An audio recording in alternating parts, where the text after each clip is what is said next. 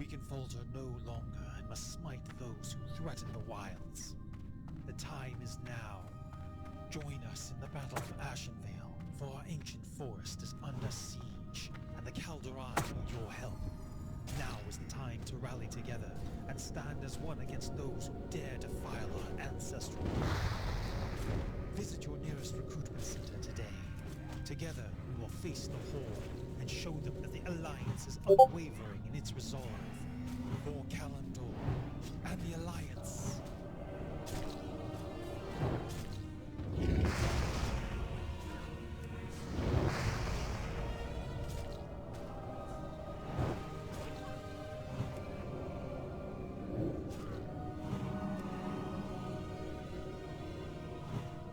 I be needing more mana.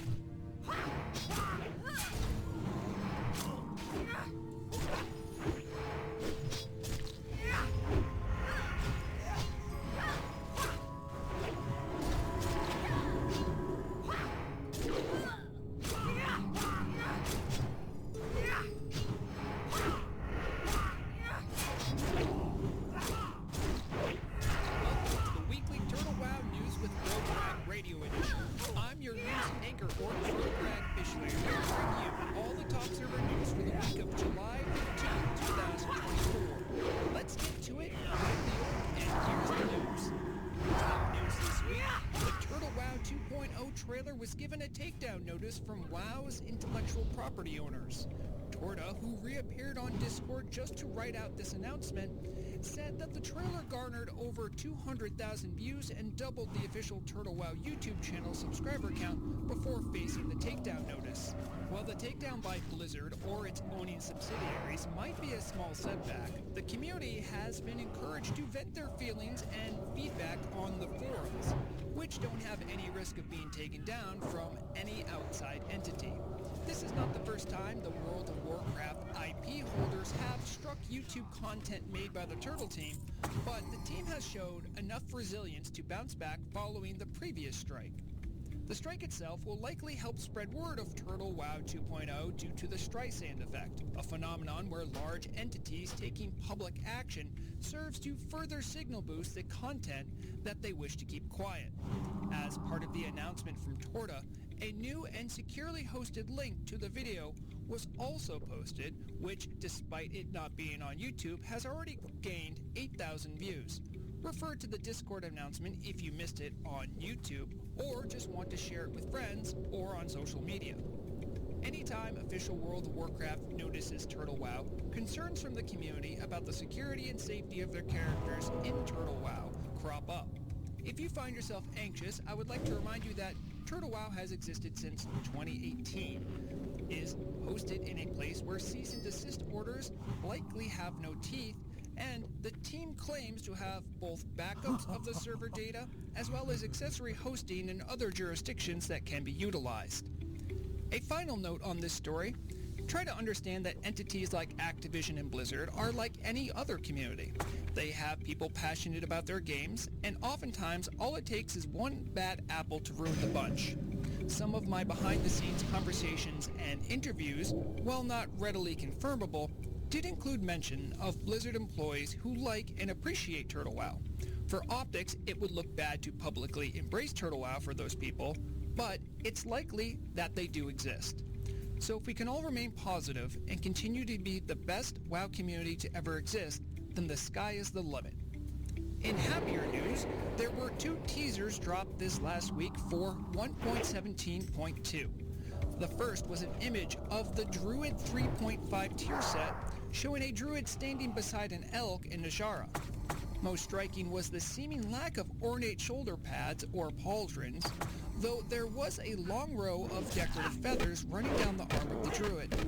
The text of the teaser says, "of the Talon," and it seems that this tier set will be for the birds. Also announced is the inclusion of Guild Bank Vault NPCs in every major city.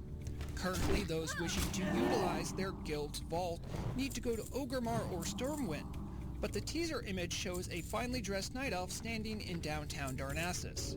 For now, only faction capitals will get these NPCs, but more may be added in the future. That is all the time we have for top news this week. Until next time, I've been Brograg Fishler. Thank you all for listening to Everlook Radio. And remember, the deadliest weapon is knowledge. The founding of Quel'Thalas, the Omani Wars. The High Elves, led by Dathomar, left Kalimdor behind them and challenged the storms of the Maelstrom. Their fleets wandered the wreckage of the world for many long years, and they discovered mysteries and lost kingdoms along their sojourn. Dathomar, who had taken the name Sunstrider, or He Who Walks the Day, sought out places of considerable lay power upon which to build a new homeland for his people. His fleet finally landed on the beaches of the kingdom men would later call Lordaeron. Forging inland, the High Elves founded a settlement within the tranquil Tirisfal Glades. After a few years, many of them began to go mad. It was theorized that something evil slept beneath that particular part of the world, but the rumors were never proven to be true. The High Elves picked up their encampment and moved northward towards another land rich with ley energies. As the High Elves crossed the rugged, mountainous lands of Lordaeron, their journey became more perilous. Since they were effectively cut off from the life-giving energies of the Well of Eternity, many of them fell ill from the frigid climate or died from starvation. The most disconcerting change, however, was the fact that they were no longer immortal or immune to the elements. They also shrank somewhat in height, and their skin lost its characteristic violet hue. Despite their hardships, they encountered many wondrous creatures that had never been seen in Kalimdor. They also found tribes of primitive humans who hunted the ancient forestlands. However, the direst threats they encountered were the voracious and cunning forest trolls of Zuluman. These moss-skinned trolls could regenerate lost limbs and heal grievous physical injuries, but they proved to be a barbaric, evil race. The Omani Empire stretched across most of northern Lordaeron, and the trolls fought hard to keep unwanted strangers from their borders. The elves developed a deep loathing for the vicious trolls and killed them on sight whenever they were encountered. After many long years, the High Elves finally found a land which was reminiscent of Kalimdor. Deep within the northern forests of the continent, they founded the kingdom of Quel'Thalas and vowed to create a mighty empire which would dwarf that of their Kaldorei cousins. Unfortunately, they soon learned that Quel'Thalas was founded upon an ancient troll city that the trolls still held to be sacred. Almost immediately, the trolls began to attack the elven settlements en masse. The stubborn elves, unwilling to give up their new land, utilized the magics which they had gleaned from the Well of Eternity and kept the savage trolls at bay. Under Dathramar's leadership, they were able to defeat the Amani warbands that outnumbered them 10 to 1. Some elves, wary of the Kaldore's ancient warnings, felt that their use of magic might possibly draw the attention of the banished Burning Legion. Therefore, they decided to mask their lands within a protective barrier which would still allow them to work their enchantments. They constructed a series of monolithic runestones at various points around Quel'Thalas, which marked the boundaries of the magic barrier. The runestones not only masked the elves' magic from extra-dimensional threats, but helped to frighten away the superstitious troll warbands as well. As time wore on, Quel'Thalas became a shining monument to the High Elves' efforts and magical prowess. Its beauteous palaces were crafted in the same architectural style as the ancient halls of Kalimdor, yet they were interwoven with the natural topography of the land. Quel'Thalas had become the shining jewel that the elves had longed to create. The Convocation of Silvermoon was founded as the ruling power over Quel'Thalas, though the Sunstrider dynasty maintained a modicum of political power. Comprised of 7 of the greatest High Elf lords, the Convocation worked to secure the safety of the elven lands and people. Surrounded by their protective barrier, the High Elves remained unmoved by the old warnings of the Kaldorei, and continued to use magic flagrantly in almost all aspects of their lives. For nearly 4,000 years, the High Elves lived peacefully within the secluded safety of their kingdom. Nevertheless, the vindictive trolls were not so easily defeated. They plotted and schemed in the depths of the forests, and waited for the numbers of their warbands to grow. Finally, a mighty troll army charged out from the shadowy forests and once again laid siege to the shining spires of Quel'Thalas.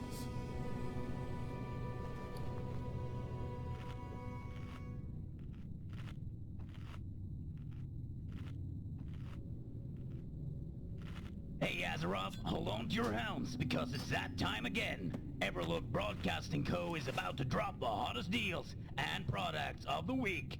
If you got something to sell, why aren't you on the list? And now, roll the adverts! Why walk through the world smelling like a mere mortal when you can embody the aroma of the divine? Drench yourself in a Quel'Thalas Symphony perfume, a scent so exquisite even the Magisters will bow. Miss your old pet.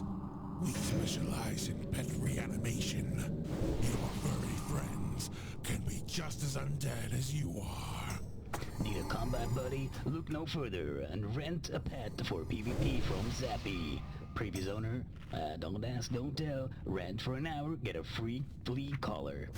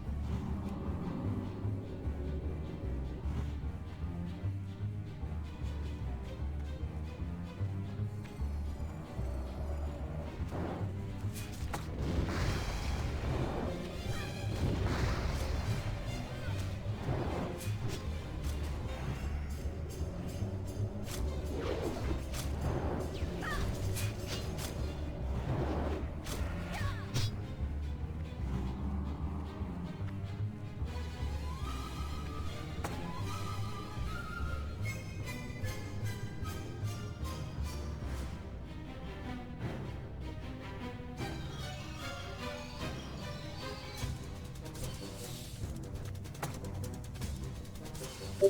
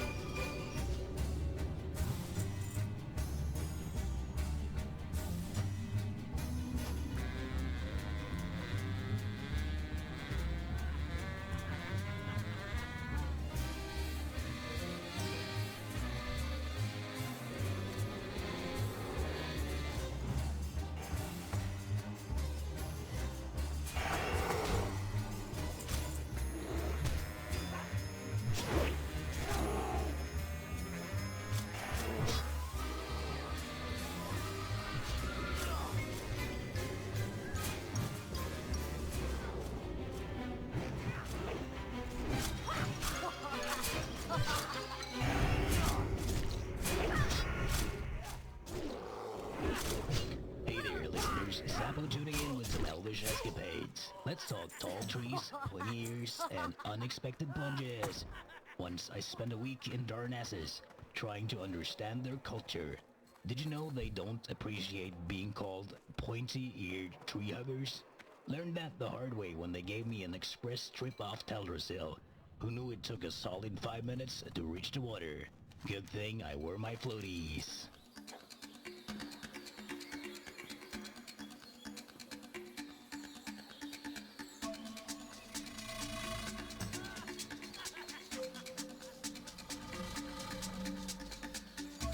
Cristiana Pine. What's on your mind?